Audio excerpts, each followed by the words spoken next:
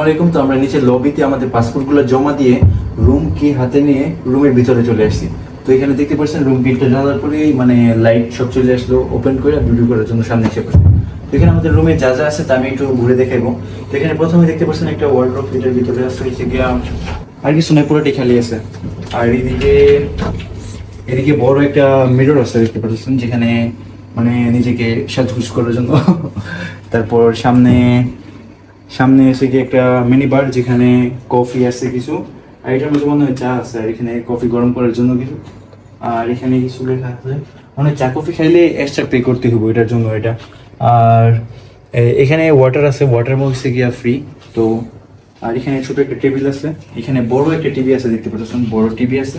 আর টিভির নিচে একটা ড্রয়ার আছে, যেটার ভিতরে এক্সট্রা বালিশ, ব্ল্যাঙ্কেট, চাদর। এখানে অফিস ওয়ার্ক করার জন্য বা কিছু কাজ করার জন্য টেবিল আছে ছোট। আর দুজনের জন্য দেখতে পাচ্ছেন দুইটা সিঙ্গেল বেড।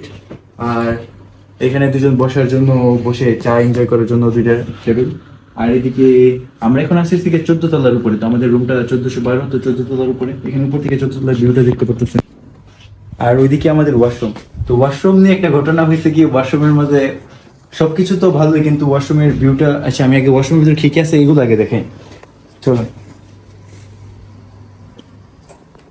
এখানে হচ্ছে কি আমাদের টয়লেট, তারপর এখানে হচ্ছে কি শাওয়ার নেওয়ার জন্য ভিতরে। আর এখানে হচ্ছে কি একটা বড় বেসিন দেখতে পাচ্ছেন, বেসিনের মধ্যে দুইটা টাওয়েল আছে, হেয়ার ড্রায়ার চুল শুকানোর জন্য। তারপর এখানে কিছু সাবান, কিছু শ্যাম্পু দেওয়া আছে, দুইটা গ্লাস। তারপর বড় একটা বাথটব আছে, যেখানে আমি শাওয়ার নিতে পারি। আর এখানে অনেকগুলো, একটা দুইটা মানে 5-6টা টাওয়েল আছে। বাথটবের বাইরে দেওয়া হচ্ছে কি রুমের পুরো ভিউ দেখা যাইতেছে, কিন্তু হাস্যকর বিষয় হচ্ছে কি রুমের বাইরে দিয়ে টয়লেটের ভিতরে কি আছে এটা পুরোটা দেখা যাইতেছে, বাইরে গিয়ে দেখা।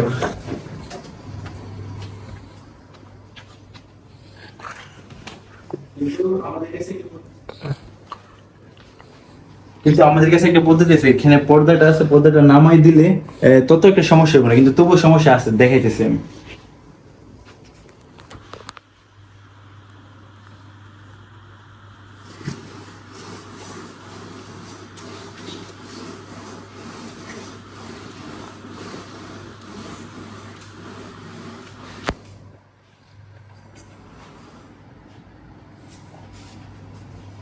তো এখান দিয়ে পর্দাটা নামাই দিলে ঢাকা যায়, কিন্তু ঢাকার পরে সমস্যা সমাধান হয় না।